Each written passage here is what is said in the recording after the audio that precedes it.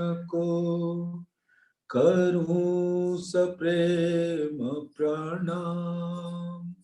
अशुभ हरना मंगल करना धनी श्रीदेव चंद्र जी नाम। श्री प्राणनाथ निज मूलपति श्री मिहराज सुनाम। तेज कुंवरी श्यामा युगल को पल पल करूं प्रणाम। पिया जी को पल पल करूं प्रणाम।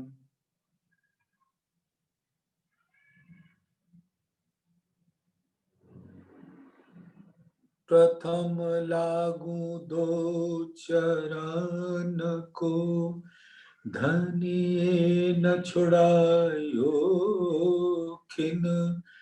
लाख तली लालेड़िया मेरे जीव के यही जीवन।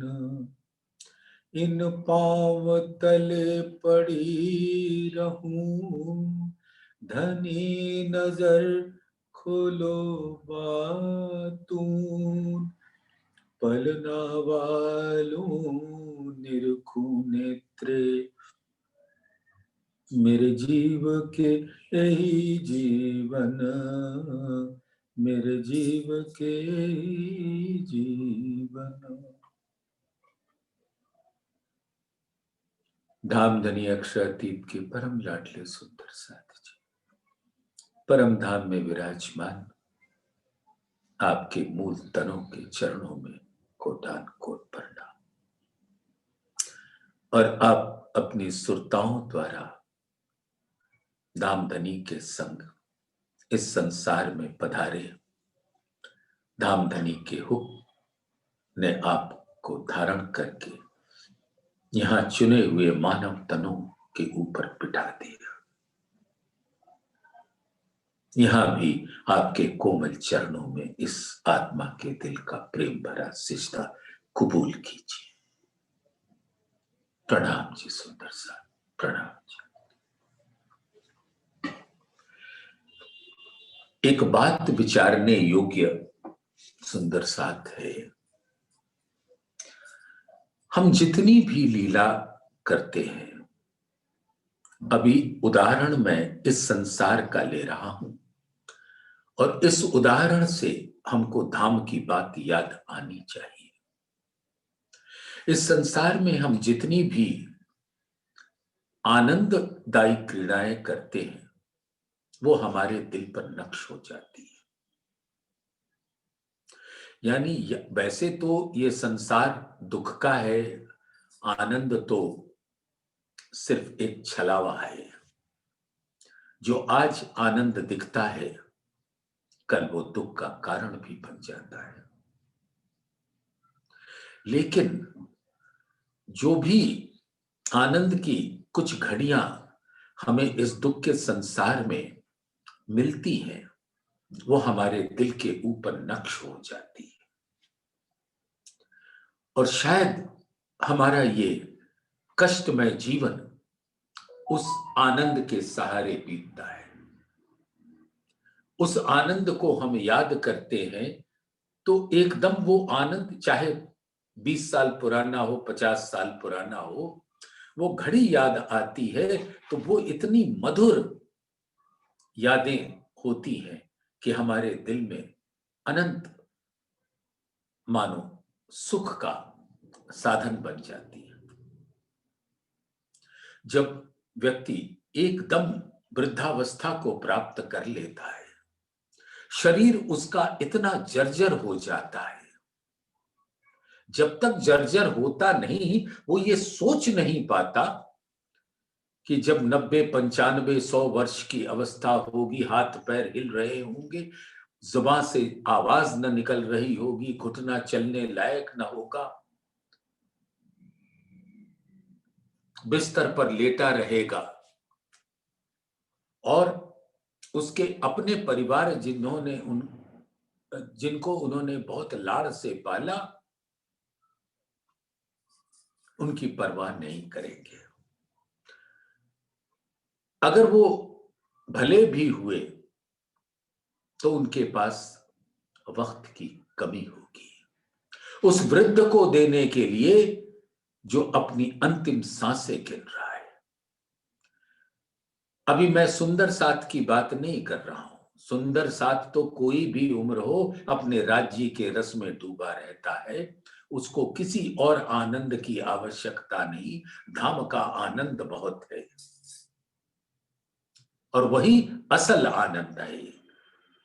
इस संसार के आनंद तो क्षणिक होते हैं, शरीर के द्वारा प्राप्त किए होते हैं, वो इस नश्वर शरीर के अंदर ही समाप्त हो जाते हैं।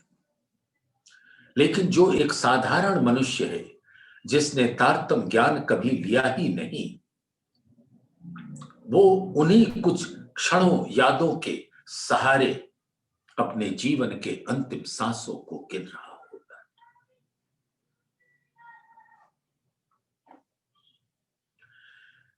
तो इससे एक बात सिद्ध होती है सुंदर साथ, कि जितनी भी लीला इस संसार में कोई भी व्यक्ति अपने तन से करता है, अपने संबंधों के साथ करता है, और जहां सुख की अनुभूति होती है वो अपने अंतस्करण में अंकित कर देता है, और वही कुछ यादें, कुछ क्षण उसको एक संबल देती है, एक सहारा देती है सांसों को बिताने के लिए। ये अलग बात है कि इस संसार में बहुत नश्तर चुभाने वाली यादें भी हैं, तो वो इन दोनों प्रकार के यादों के दौरान से गुजरता है, दौर से गुजरता है, और उसकी स्थिति बहुत ही दारुण होती है। ये हम तो अपने आप को इस संसार में इतना सौभाग्यशाली मानते हैं कि हमें दुनिया की यादों का क्या करना, हमें तो हमारे धामधनी ने परम धाम के सुख दिए हैं, तो हम तो वो अखंड रूप से अपने दिल के अंदर लेते रहते हैं। शरीर जो भी बेचारा कर रहा है उसने बहुत मदद की, शुक्रिया उसका। ये शरीर ना होता तो सदगुरु न मिले होते, सदगुरु न मिले होते तो तारतम न मिला होता, तारतम न मिला होता तो हमें धाम के सुख न मिले होते, हमारे प्राण प्रीतम अक्षरातीत का सानिध्य न मिला होता, न प्राणनाथ के आवेश स्वरूप इस संसार में श्री गुम्मट जी का दीदार होता, बंगला साहब का दीदार होता, धाम चबूतरा पे होने वाले जागनी रास मंडल का सुख न मिला होता। इस तन ने तो बहुत कुछ किया हमारे लिए, तो तन को अनंत अनंत शुक्रिया। आपने हमारी आत्मा को जागृत करने के लिए हर संभव प्रयास किया, इसलिए शुक्रिया आपका। तो सुंदर साथ, अब एक बात इस पर आई कि अगर दिल के अंदर आनंद की अनुभूति अंकित होती है तो वो दिल में अखंड रूप से होती है, वो मिटती नहीं। ऐसे सुख की अनुभूति देने वाले यादें अमिट होती हैं दिल पर। जब तक ये तन है तब तक वो यादें हैं, और व्यक्ति उसी के सहारे तो अपनी अंतिम घड़ियां गिन रहा होता है। उसके चेहरे पे जब वो घड़ियां याद आती हैं तो एक मुस्कान आ जाती है। तो परम धाम में हमारे मूल तन के दिलों में अंकित है परम धाम के अष्टप्रहर 64 घड़ी की लीला, जो हम धाम धनी के सानिध्य में रहकर हर घड़ी हर पल उनको रिझाया करते थे। आनंद धाम धनी के सानिध्य का लिया करते थे, और हर लीला तो धाम में आनंद की ही होती है। दुख का तो कोई नाम निशान नहीं होता। तो हर पर आत्म के दिल में वो आनंद की लीलाएं अंकित रहती है। और पर आत्म को जब धाम धनी ने अर्श की बादशाही और वाह्य दत्त का इश्क दिखाना चाहा, तो ऐसा सुंदर हिकमत किया, करिश्मा किया कि धाम में बिठाए बिठाए, अपने दिल में बिठाए बिठाए, अपने चरणों में तन को बिठाए, अपने दिल में पर आत्म के दिल को बिठाए बिठाए, सुपन होत दिल भीतर रूह कहूं ना निकसत। ये 14 तबक जरा नहीं, ये तो दिल में पड़ा देखत। सारा कुछ दिल के नैनों से, नजरों से देखा जा रहा है। सुंदर साथ अब धाम धनी ने अपने दिल में सब सुंदर साथ को ले लिया, परात्म को ले लिया। तन तो विराजे हैं मूल मिलावे में धाम धनी के चरणों, और उनके दिल को उनके प्रतिबिंबित स्वरूप के संग अपने दिल में ले लिया, और अपने दिल में ही खेल भी ले लिया, और उस खेल में उन प्रतिबिंबित स्वरूपों की नजर डाल दी, और उस प्रतिबिंबित स्वरूप पर आत्म के दिल की नैन की नजर शक्ति उस पर है।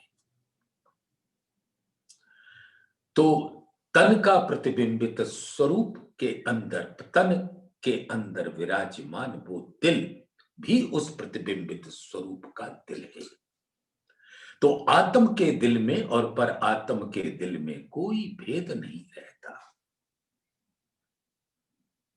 मूल तन चरणों में और प्रतिबिंबित तन दिल में, और दिल और चरण तो सब धाम धनी का। तन दिल अर्श एक किए, हके कदम धरे दिल में। तो सुंदर साथ कहने का तात्पर्य यह है कि पर आत्म के दिल में वो सब आनंद की लीलाएं, अष्टप्रहर 64 घड़ी की लीलाएं जब अंकित है, तो वो सारी लीलाएं आत्माओं के दिल में भी अंकित होंगी, क्योंकि दिल तो वही है। अब उन दिलों के जो पर आत्म का प्रतिबिंबित स्वरूप आत्म का दिल है, वो लीलाएं उसके अंदर भी अंकित है। धामधनी का जुगल स्वरूप भी अंकित है, मूल मिलावा भी अंकित है। और उसी स्वरूप को धामधनी ने अपने हुक्म से इस संसार में मानव तनों पर बिठा दिया। तो यहां आने के बाद वो सुख कैसे भूल गए? पर आत्म के दिल में वो सुख अखंड है, शाश्वत है, अनादि है, कदीमी है, अंकित है। वो कभी भी खिलवत से अलग हो सकते नहीं, क्योंकि दिल ही तो खिलवत है। और वही प्रतिबिंबित स्वरूप आत्मा के दिल में है, जो धामधनी के दिल में विराजते हैं। लेकिन जब उन स्वरूपों की नजरें अपने नजरों के संग अपने हुक्म से मानव तनों में बिठाते हैं, तो ये क्या हो जाता है कि हम धाम के हर सुख भूल जाते हैं। दिल मोमिन अरस्तन बीच में, उन दिल बीच ए दिल, कहने को ए दिल है अरसे दिल असल। अरस्तन दिल में ए दिल, दिल अंतर पट कछु नाहे, सुख लज्जत अरस्तन खैचई। अरस्तन के दिल में परम धाम के हर सुख और लज्जत उनके दिल में रहता है। सुख लज्जत अरस्तन खैचई, तब क्यों रहे अंतर माए, तो आत्म के दिल में वही। तो ये संसार जो धाम धनी ने अक्षर ब्रह्म को हुक्म देकर उनके मन के संकल्प विकल्प शक्ति से उनके मन का ही स्वप्न स्वरूप आदि नारायण के द्वारा सृजन कर दिया और फिर अवधि के अनुसार मिटा भी देंगे, फिर बनेगा फिर मिटेगा, और ये क्रीड़ा तो चलती ही रहेगी। लेकिन ये ब्रह्मांड जिसमें धामधनी अपनी आत्माओं की सुरताओं को लेकर पधारे और स्वयं आवेश स्वरूप से पधारे, तो अब इन स्वरूपों के दिल में वो सारी यादें भूल चुकी हैं, लेकिन धामधनी अंतर नहीं करते, क्योंकि वो जानते हैं कि ये मेरे ही अंग हैं। इसलिए अब इल्म देना शुरू किया, और इस इल्म से अब धामधनी परम धाम के अनंत सुखों को वापस याद दिला रहे हैं। और हम सुंदर साथ हतभागी होंगे अगर इतना इल्म मिलने से भी अगर हम अपने धाम के सुखों से वंचित रह गए और तन समाप्त हो गया, तो क्या करेंगे ये वचन? ये वचन ऐसे जागृत जो जगावत तत् खिन, जो ना ले में सिर अपने तो कहा करे वचन। ये तन की ऐसी विडंबना है कि ये तन ही हमको धाम के अखंड सुख भी दे सकता है, और ये तन ही माया में गर्क भी कर सकता है, अधोगति को पहुंचा भी सकता है।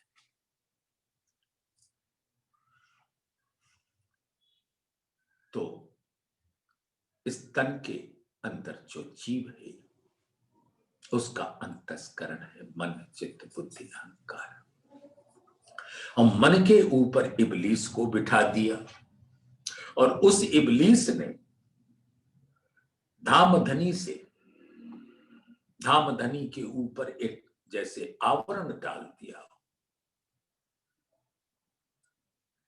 माया की ये दो शक्तियां हैं, आवरण और विक्षेप। सत्य को ढांक कर असत्य को ही सत्य घोषित करना, ये माया की प्रवृत्ति है।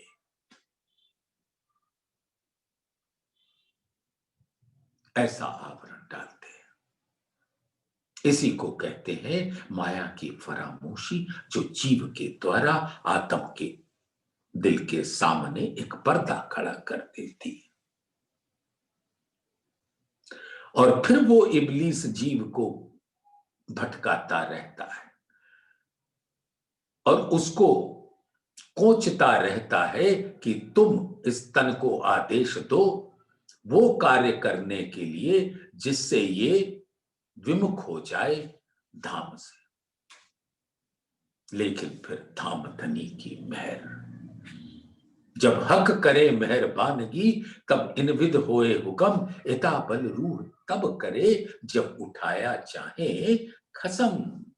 तो अब वो दिन घड़ी आ गई कि जब धामधनी छठे दिन की, मानो वो घड़ी आ गई कि बस अब छठे दिन से सातवें दिन में कदम रखना है। हक भूखन की क्यों कहूं, रंग नंग जोत सलूक, आत्म उठ खड़ी तब हो वहीं, पहले जीव होवे भूख भूख। तो इस जीव को इस तारतम ज्ञान के प्रकाश में गलना होता है। जब वो गलता है तब आत्म उठ खड़ी होती है। और जो जो अंग धाम धनी के आत्म के दिल में आते जाते हैं, वो अंग पर आत्म के खड़े होते जाते हैं आत्म के दिल में। धाम धनी का पूर्ण स्वरूप इल्म से आया तो पर आत्म का भी पूर्ण स्वरूप आया, और आत्म ने अपने अंगों को देखा तो हूबहू पर आत्म के अंगों के जैसा है।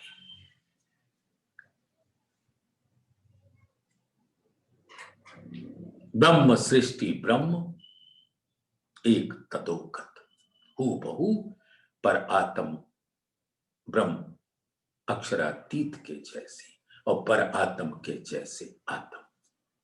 फिर ऐसी स्थिति में आत्म और पर आत्म अरस परस हो जाते हैं, और फिर धाम के सुख की लहरें स्वतः ही आत्मा के दिल में प्रवेश कर जाती है।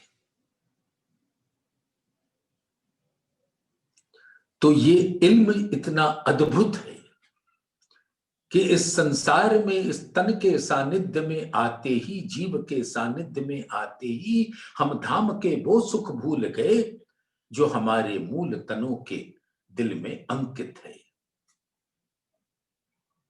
तो यहां पर भी धाम धनी हमें जगा रहे हैं, और जगाने की भी दो विधि है। ज्ञान से जगा तो रहे हैं, लेकिन इसको कहते हैं ऊपर ऊपर से जगाना। ज्ञान से जागृत हुए तो वो स्वरूप अंकित नहीं होता, और फिर माया की नींद में बेसुध हो जाते हैं। लेकिन वो ज्ञान से जो हासिल किया हुआ, धाम धनी ने अपने प्रेम की लहर पर बहाई, तो प्रेम उस अंकित स्वरूप को मानो लेमिनेशन कर देता है। फिर वो अंकित स्वरूप उससे मिटने नहीं पाता।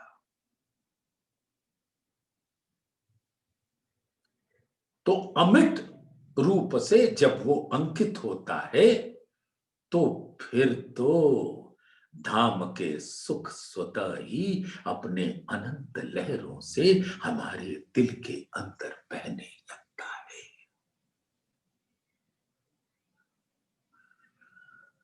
तो सुंदर साथ, अब हमको यहां देखना होगा कि हमारी स्थिति सिर्फ ज्ञान दृष्टि से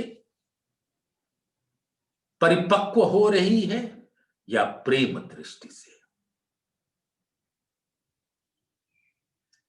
तो सुंदर साथ परिक्रमा ग्रंथ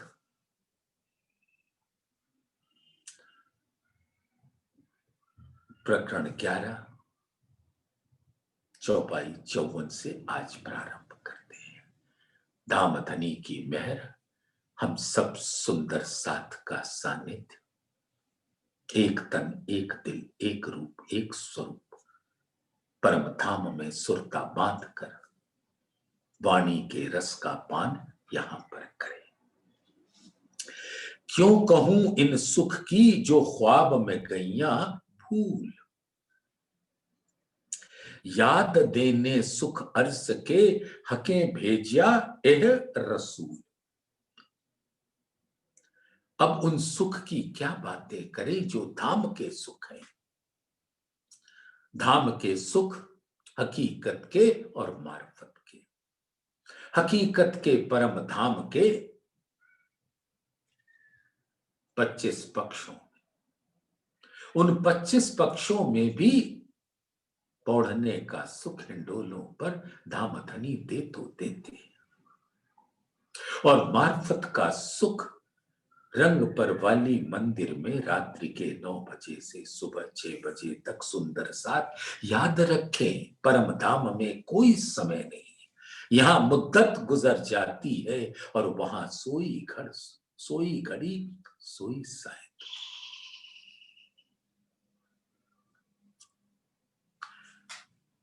तो क्यों कहूं इन सुख की जो ख्वाब में गईया भूल, याद देने सुख अर्स के हकें भेजिया एह रसूल। और उन्हीं यादों को ताजा करने के लिए, आत्माओं के दिल में तरोताजा करने के लिए फिर से वो जीवंत हो उठे हमारे दिलों में। इसके कारण धामधनी ने अपने दिल के स्वरूप, अपने दिल के अंदर विराजमान अनंत सागरों के संग उन सभी का स्वरूप ही तो श्यामा जी है, और उनको ही अपने रूहों से इतना लाड़ करते हैं, इतना प्यार करते हैं कि उनको ही भेज दिया। लाओ बुलाओ रूह अल्लाह, तुम रूह अल्लाह, ए रूहें जो मेरी आसिक। रब्द किया प्यार वास्ते, कहियो कहलाया हक।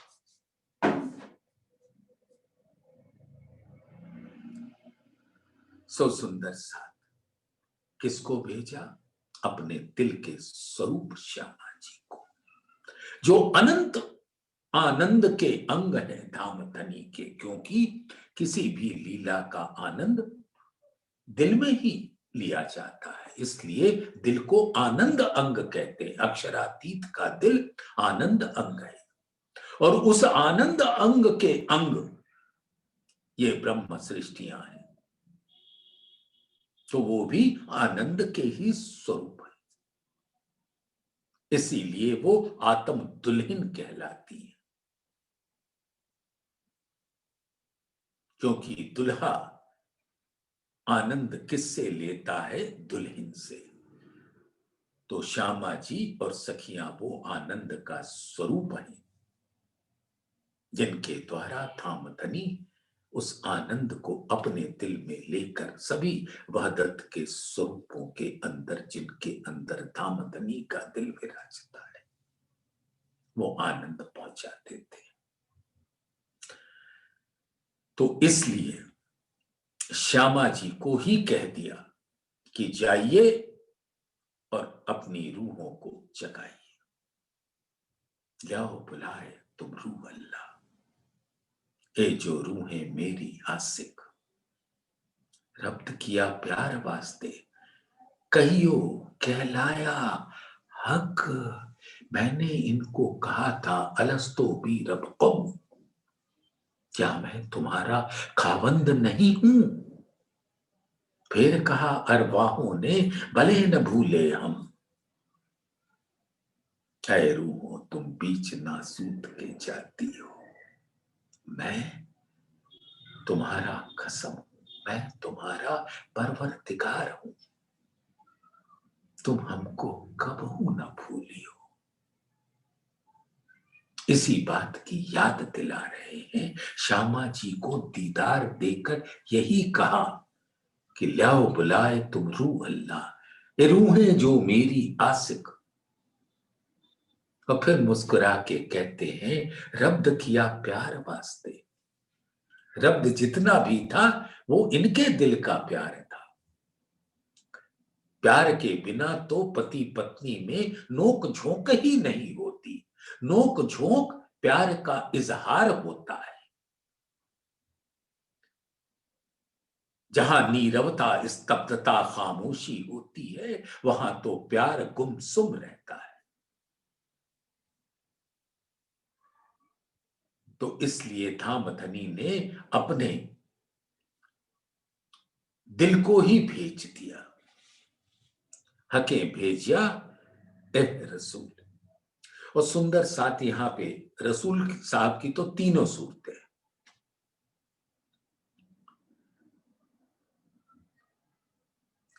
आपे रसूल होए आइया, धरी आवे तीन सूरत। बसरी मलकी और हकी, करी कयामत की सरत। तो अपने हुक्म से बसरी स्वरूप पे आए, हुक्म और नजर लेकर आवेश स्वरूप से देवचंद्र जी के अंदर आए, फिर हकी स्वरूप में आए। और पहले से ही धामधनी ने दिल में सब कुछ लिया हुआ है। यूं समझिए कि वो ऐसे उनके दिल में आया है कि जब रूहें वहां जाएंगी तो भूलेंगी, लेकिन मैं रहूंगा उनके संग, लेकिन छिपा रहूंगा। वो व्यक्त होंगी लेकिन हम अव्यक्त होंगे। मैं छिपा हूं इनसे, रूहें नजर मिले, वो देखत झूठा आलम मोको देखत नहीं है। मैं छिपा हूं तुमसे, तुम्हें नजर मिले, पाओ ना अर्श सिया मुझे, काहूं तरफ न पाओगे। ये ऐसा अज्ञान का, माया का अंधकार है कि एक हाथ को दूसरा हाथ नहीं सूझता। तो मैं तारतम ज्ञान का प्रकाश अपने रसूल के संग भेजूंगा। लेकिन अब ये रसूल जब रूहों को जगाएंगे तो फिर जिस संसार में मानव तनों ने इतनी लीला की, उनको भी अखंड करेंगे। इसलिए सबको एक ब्रह्म की उपासना करनी होगी। इस पर पूर्ण ईमान, यकीन लाना होगा कि गॉड ऑलमाइटी, पर ब्रह्म, अल्लाह ताला, खुदा का एक ही स्वरूप है, वहां दूजा कोई नहीं। और दूजा रखने का गुनाह शिर्क का गुनाह होता है, जो सबसे बड़ा होता है।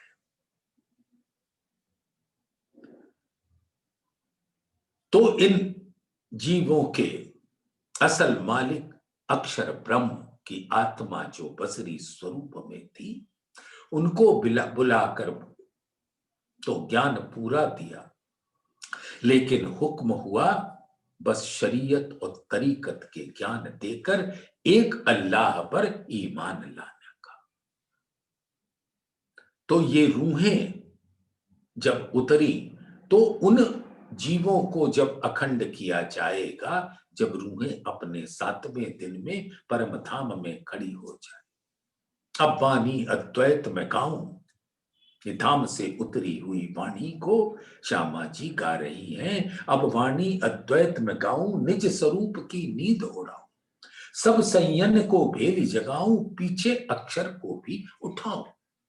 तो जब अक्षर उठेंगे तो उन्हीं के द्वारा सृजन ये सारे जीव भी उठेंगे, तो उनको अक्षर की ही नूर नजर तले अखंड करेंगे। तो जब ये अखंडता देनी है तो उसके पहले उनको एक पर ब्रह्म पर ईमान लाना होगा। बहु पूजा करेंगे तो अखंडता को प्राप्त न कर पाएंगे। इसलिए श्री कुरान पाक को नाजिल किया और बसरी स्वरूप ने सबकी इबादत कराई, नमाज अदा कराया सिर्फ एक खुदा पर। बहुदेव के पूजने से सबको निकाल कर तौहीद में सुरता लगवा दी। तौहीद माने एक ब्रह्म। तो ये पहले से ही रूहों को आना था, जागृत होना था। अर्श की बादशाही वाहिदत के इश्क को सब धामधनी ने दिल में ले रखा है। ये सारा कुछ बताकर 6ठे दिन से 7वें दिन में पदार्पण करा के धाम में उठकर सुंदर अद्भुत घनी हासी होगी, हास्य विनोद होगा और सबको, जीवों को अखंड कर देंगे। तो ये अखंड करने के पहले उनको एक ब्रह्म की पहचान तो करनी होगी। उस पर ईमान तो लाना होगा। वो बसरी स्वरूप को इसलिए वो ज्ञान देकर यहां ले आए। तो ये सारा कुछ पहले से तय है, बस अब वो तो होता जा रहा है। अब इस प्रकार से अब रसूल साहब तो रसूल, बसरी भी रसूल, मलकी भी रसूल। मलकी लाए तारतम ज्ञान रूहों के लिए, क्योंकि जब बसरी आए थे, तो जब बसरी प्रकट हुए थे तो रूहें ना आई थी। फरमान ले आए मोहम्मद, किन खोली ना इशारत, तब रूहें आई न थी, तो पीछे फेर करी सरत।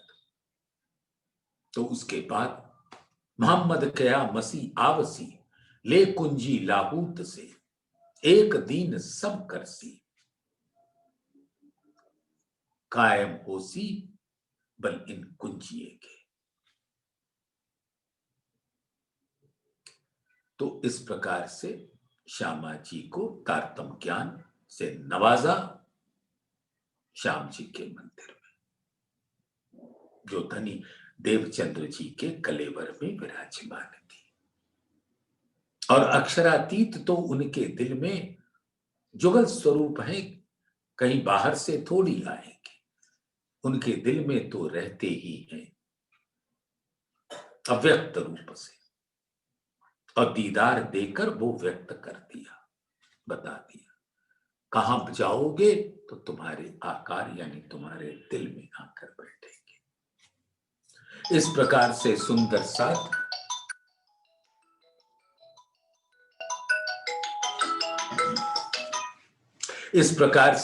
साथ इस संसार की लीला चल रही है।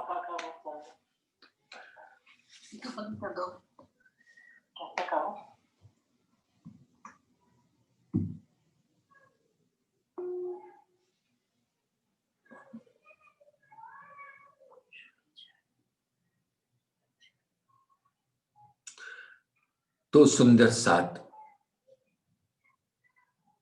एक स्वरूप आया, एक ब्रह्म की पहचान देकर बताया उसका धाम ऐसा है।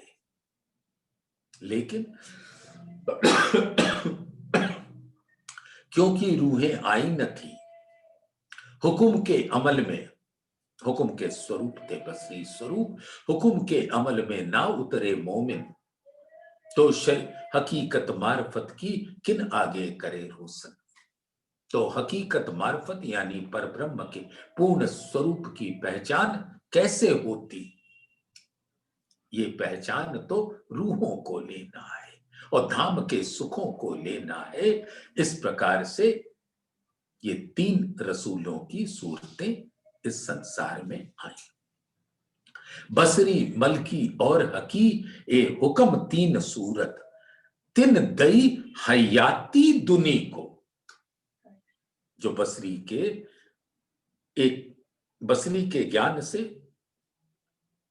एक ब्रह्म की इबादत कराई और वो इबादत करके उनको मिला अखंडता का बख्शीश। करी संयन वास्ते सरत, क्योंकि रूहों को यहां आना था, इसलिए ये सब कुछ हुआ। अगर रूहें ना आती तो जीव अखंड नहीं होते। ये संसार, ये ब्रह्मांड तो आद अनाद से बनता है, मिटता है।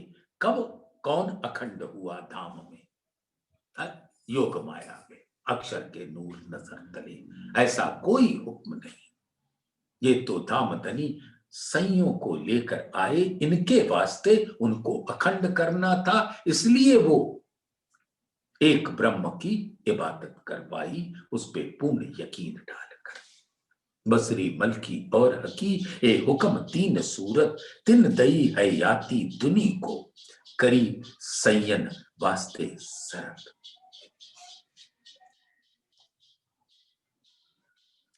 क्यों कहूं सुख हासिए को, जो ख्वाब में दैया भुलाए, ऊपर फेर फेर याद देते हैं, पर फरामोशी क्यों ए ना जाए। सुंदर साथ। जब धाम में हम उठेंगे तो कैसी अद्भुत सातवें दिन हंसी की लीला होगी, और उस लीला का सुख कैसा होगा। याद करो सुंदर साथ, जानो पहचानो, वाणी से पहचानो। आप हैं तो छठे दिन में, लेकिन आपको दिख जाना चाहिए कि सातवें दिन की लीला कैसी होगी। आपने ब्रज की याद तो कर ली, इल्म से रास की भी कर ली, बसरी स्वरूप के द्वारा जो जो हुआ वो भी याद कर ली। चौथे पांचवें दिन के स्वरूपों से होने वाली सब लीलाओं को आपने रसपान किया, और छठी में अपनी रहनी का कहनी सुननी गई रात में अब आया रहनी का दिन। अब अपना दिल खोल के दिखाना है अपने प्राण प्रीतम को कि आप तो यहीं बसते हो।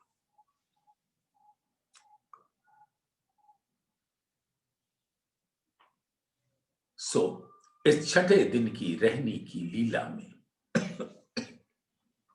आपको जागृत होना, और जागृत होकर सातवें दिन की सब लीला को अपने दिल में यही छठे दिन में अंकित करना होगा। तो 5 दिन की लीला तो आपने अपने दिल में इस इल्म से अंकित कर लिया, छठे दिन की लीला को भी आप अंकित कर रहे हैं, लेकिन सातवें दिन की लीला जो परम धाम में होगी उसके स्वरूप का भी अभी से अंकित कर लो।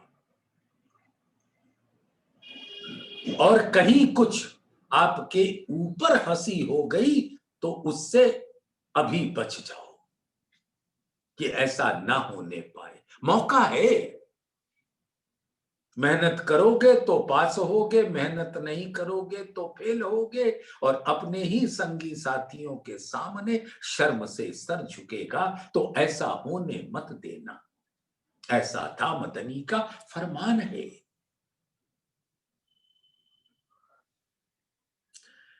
तो क्यों कहूं सुख हासिय को,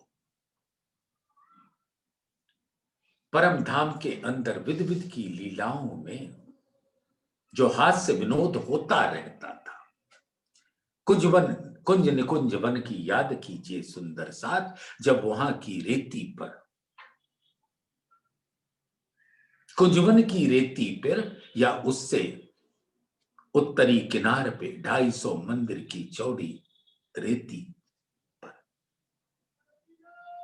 जो दौड़ भाग होती थी और सब एक दूसरे के ऊपर गिर के फिर खूब हंसी विनोद होता था, उसकी याद कर लो। उन सब हंसी से अलग हंसी होगी सातवें दिन की, और उस हंसी को याद करो कि कैसी वो होगी। रामधनी ने तो सब बता दिया, याद कर लो, सोचो कैसा होगा, अंकित कर लो दिल में। 6 दिन की लीला तो बड़े आराम से अपने दिल में लेते हो, सातवें दिन की जो होनी है वो अभी से तैयारी कर लो सुंदर साथ। और यही बैठे बैठे छठे दिन में उस सातवें दिन का रसपान कर सकते हो। कितनी अद्भुत करिश्मा है अपने प्राण प्रीतम का। क्यों कहूं सुख हासिय को जो ख्वाब में दैया भुलाए। तो धाम में जो हास्य विनोद की अद्भुत लीलाएं होती थी, इस ख्वाब में आने के बाद हम भूल गए। ऊपर फेर फेर याद देते हैं, इल्म दे रहे हैं तो सुंदर साथ हमारे आपके संग क्या होता है। ज्ञान दृष्टि से तो हम जाना चाहते हैं, लेकिन अंकित हुआ फिर मिट गया। ये ऐसा चौक का, जैसे स्लेट के ऊपर, ब्लैक बोर्ड के ऊपर लिखते हैं, फिर डस्टर घुमाया तो मिट गया। तो हमने अपने दिल पे वो सारे ज्ञान दृष्टि से अंकित किया था, वो माया की एक लहर आई और फिर डस्टर बन के सबको साफ कर दिया। तो सुंदर साथ इसी को कहते हैं, ऊपर फेर फेर याद देता है। ज्ञान दृष्टि से याद तो देते हैं, लेकिन जैसे ही वाणी चिंतन से, वाणी मंथन से, ध्यान चितवन से, सत्संग से बाहर निकले और भुला गया कि क्या बातें हुई थी। इसलिए धामधनी कह रहे हैं कि इनको तो अपने दिल में ऐसे अंकित करो, मानो धामधनी खुद बिना कलम से हमारे दिलों के ऊपर बड़ी गहराई से लिख रहे हैं। या उसको यूं समझो यहां पर कि कोई भी आकृति अगर लैमिनेट कर दो तो वो मिटती नहीं, तो कर लो लैमिनेट। और वो लैमिनेट कैसे होगा? धामधनी के प्रेम से। प्रेम की कूंची, प्रेम का रस ऐसा होता है कि जो लैमिनेट कर देता है। लेकिन ये प्रेम ऐसा है कि माया की अनुभूतियां को वो लैमिनेट नहीं करता, वो तो धाम के सुखों को लैमिनेट करता है। अब आपको हमको क्या चाहिए? ज्ञान और प्रेम का सुंदर सामंजस्य हमारे दिल के अंदर उसको ऐसा अंकित कर दे कि खाते पीते उठते बैठते सोवत सुपन जागृत दम ना छोड़े, मासूक को जाको होए हक निस्बत। ये हमारे निस्बत का बल है सुंदर साथ। क्यों कहूं सुख इनका, जासों हक हासी करत। अपनी आत्माओं के संग बड़ा प्यार से सताते हैं, ये नोक झोंक है सुंदर साथ। जैसे परम धाम में भूल भुलवनी में दूजी भोम पर इतने भुलवनी का मंदिर है कि शीशा लगा, सब पे प्रतिबिंब दर्पण है। हमको यही नहीं पता लगता कि किधर से निकले, जाकर शीशे से दर्पण से टकरा जाते। वो 12,000 की इतने प्रतिबिंब हो जाते हैं कि हमको भूल ही जाता है कि रास्ता कौन सा था और धामधनी हमारे कहां है, हम सब भूल जाते हैं। ऐसे ही इस संसार में इस तन को धारण करने के बाद ये हाल हुआ कि हम सब गए भूल। तो ऐसे सुंदर साथ के सौभाग्य का क्या कहना, जो धाम में धनी विध विध की लीलाएं करके हास्य विनोद का सुख दिया करते थे।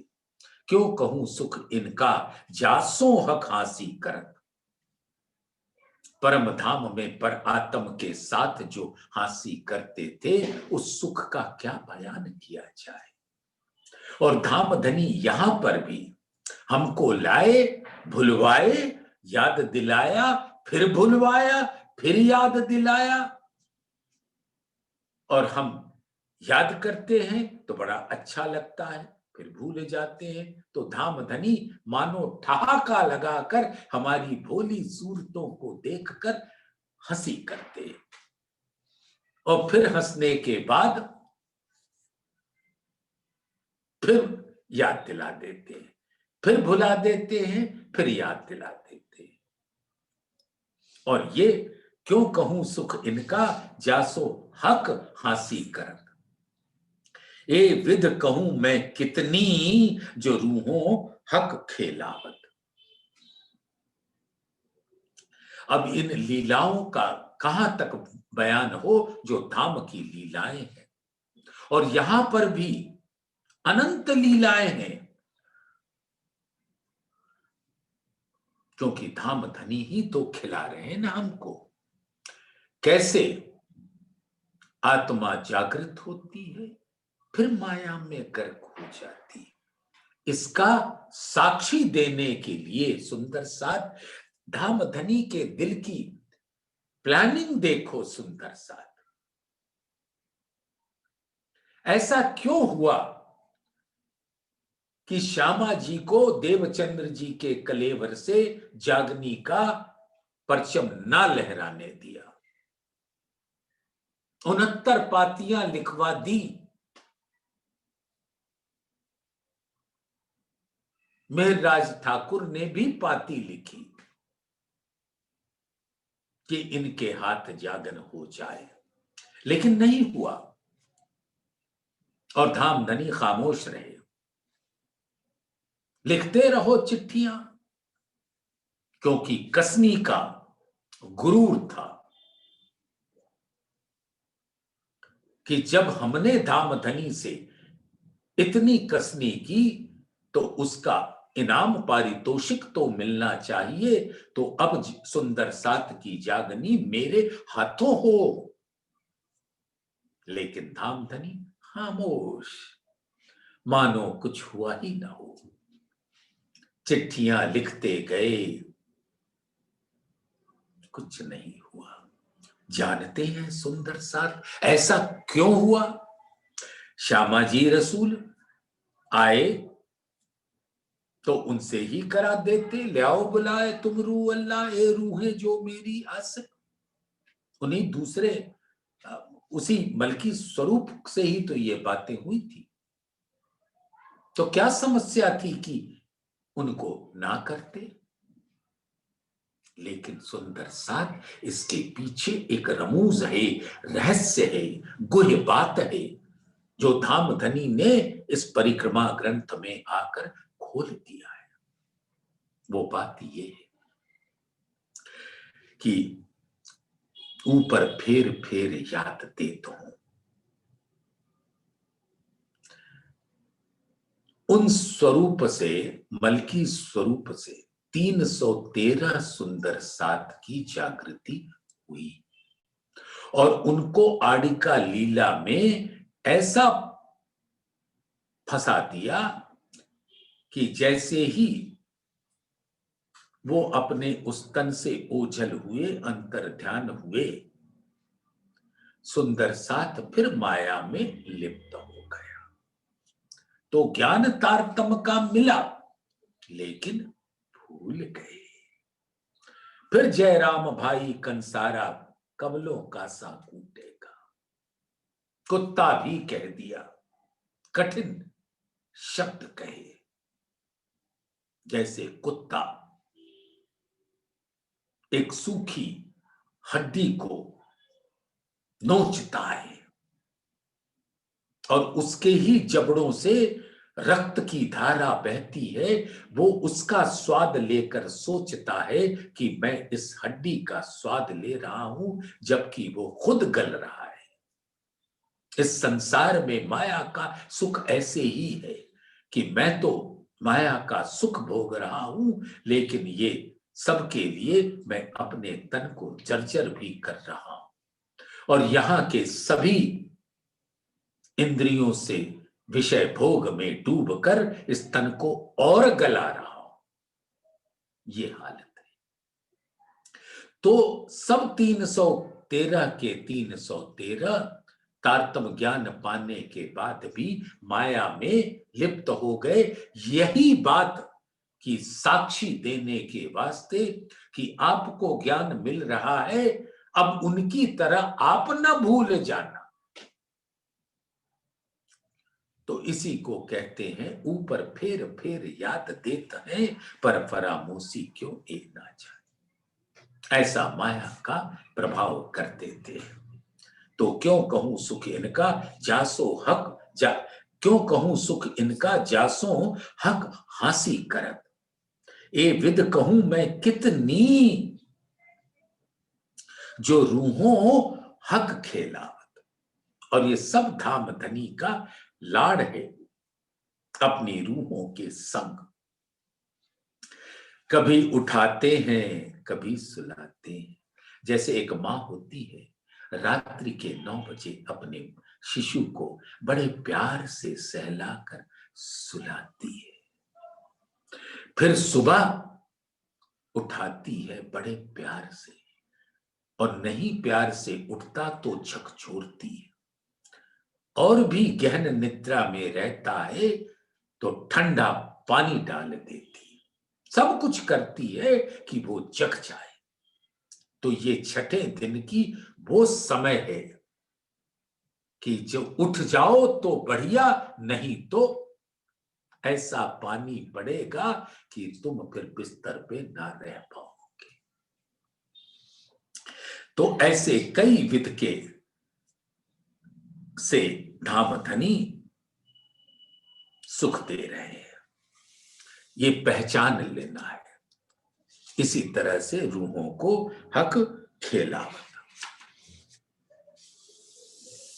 क्यों कहूं इन रूहन की हक देखा में कई सुख, दई सुख बका लज्जत ख्वाब दिखाए के दुख। अब इन रूहों के सौभाग्य का क्या कहना कि धाम धनी अक्षरातीत खुद इनको परम धाम के अनंत सुख दिखा रहे हैं, और यहां पर इल्म का सुख देकर रसपान करा रहे हैं, जो इल्म वहां नहीं दिया था। वहां तो 8 सागर मौजूद थे, लेकिन इश्क के सागर में हम ऐसे सराबोर रहते थे, गर्क रहते थे मार्फत के सुख में, कि इल्म का कुछ पता ही न था। तो वो इल्म का सुख अब यहां दे रहे हैं। और दई सुख बका लज्जत, तो परम धाम में के सुखों की लज्जत अब रूहों को इस संसार में प्राण प्रीतम दिखा दे रहे हैं। ख्वाब दिखाए के दुख, आत्माएं इन ख्वाबी दुखों को देखकर ये लग नहीं रही है उसको, क्योंकि वो तो तटस्थ बैठी है, लेकिन सिर्फ दिखा मात्र दिया कि देखो दुख कहते किसे हैं और सुख किसको कहते हैं। तो ये दुख देखने के बाद उन सुखों की लज्जत कई गुना बढ़ जाती। दई सुख बका लज्जत, इस संसार में ख्वाब दिखाकर, यहां के दुख दिखाकर, इसी संसार में इल्म और प्रेम से अखंड परम धाम के सुखों की लज्जत हम तक पहुंचा रहे हैं। तो सुंदर साथ, आज इसी 57 नंबर की चौपाई पर, 4 चौपाइयों में हम सब ने झीला, उसका रसपान करते रहे अपने दिल में। क्यों कहूं इन रूहन की हक देखावे कई सुख, दई सुख बका लज्जत ख्वाब दिखाए के दुख, ख्वाब दिखाए के दुख। बोलिए श्री प्राणनाथ प्यारे की जय। धाम के